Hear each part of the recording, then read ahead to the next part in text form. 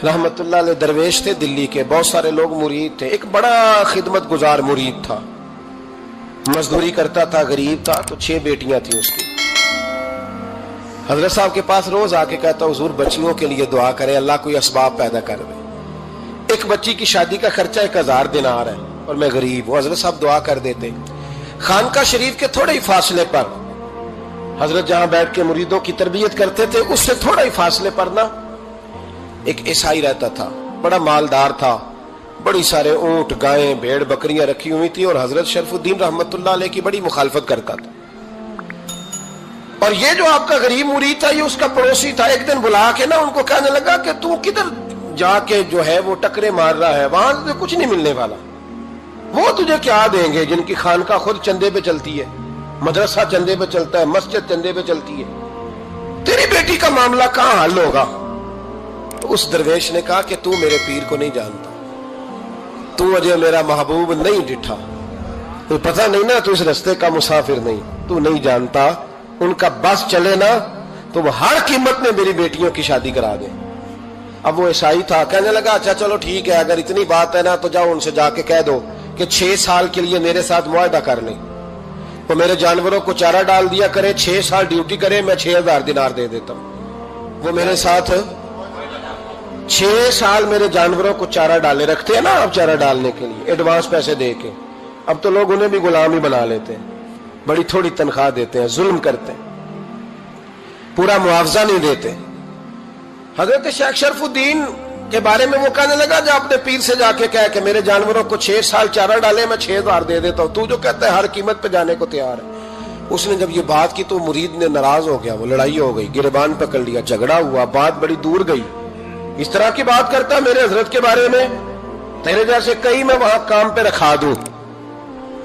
जब बड़ी बहस हुई, बात मोहल्ले में, इलाके में फैल गई, दुनिया ने सुन ली, तो शेख शरफुद्दीन तक भी पहुंच गई। इस तरह झगड़ा हुआ है। लोग सो गए इशा की नमाज के बाद। हजरत साहब ने ना सर पे कपड़ा लिया, उस ईसाई के दरवाजे पे दस्तक दी, वो बाहर आया, फरमाने लगे लोग तो सोच समझ के मुलाजम रखते हैं, तूने भी तो सोच ही लिया होगा, तभी तो मुझे ऑफर की है। तू अपनी ऑफर पे कायम है? वाकई मुझे रख लेगा और 6000 दिनार दे देगा? कहने लगा जा बाबा काम कर अपना। फरमाया नहीं, तूने इतने लोगों में बात की, इतनी बहस हुई, तो कायम है? कहने लगा मैं तो कायम हूं, पर आपने नहीं कायम रहना। फरमाया मैं सोच समझ के आया हूं। उसने कहा आप ड्यूटी करेंगे, भैंसों को चारा डालेंगे? फरमाया एक शर्त, बस जब अजान हो जाए ना तो मुझे रब की नमाज पढ़ने की इजाजत दे देना, बाकी सुबह शाम जो तू कहेगा। अगर उस गरीब की बेटियां ब्याही जाए तो मुझे और क्या चाहिए? उसकी 6 बेटियों का बोझ है उसके सर पे, तू मुझे रख ले। अल्लाह अकबर। वो कहने लगा चले पे मेरे साथ खते बंदगी कर ले। आजकल हम स्टाम करते हैं, उस जमाने में खते बंदगी होता था, गुलामी का खत, काजी शहर के पास, यानी उसका ख्याल था कि चलो स्टाम की बात करूंगा तो भाग जाएंगे। फरमाया चल मैं तैयार हूं। काजी तक गए, तय हो गया, 6000 दिनार दे दिए।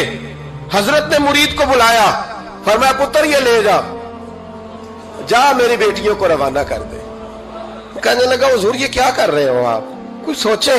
फरमाया यार जब तुझे बेटा बना लिया तो फिर मेरी पोतियां तो लगती हैं ना, मेरा हक तो बनता है ना, जा जाके ड्यूटी कर, उनको ब्याह दे। बात फैल गई। बादशाह भी अकीदतमंद था, वो 12000 दिनार लेके पहुंचा। क्या बताऊं इन रब के बंदों का दिल कैसा होता है, क्या दर्द होता है, क्या रंग। 12000 दिनार लेके बादशाह आया और आके हजरत को पेश किए, का हुजूर आप दें इस ईसाई को डबल दें और जाए काम करें। आप फरमाने लगे तू पैसे दे, शर्तें ना लगा, मेरा जहां दिल करेगा मैं खर्च करूंगा, मुझे तो मजा ही अब आने लगा है, अभी तो लुत्फ आ रहा है, अभी तो जायका आया है कुछ करने का, पैसे देने हैं तो दे, पाबंदी ना लगा, जहां मेरा दिल करेगा मैं। उसने कहा हुजूर ठीक है रख ले। हजरत ने फजर मस्जिद में पढ़ी, जेब में 12000 दिनार थे, ऐलान फरमाया भी किसी और की बेटी भी बैठी है तो पैसे मेरे पास है।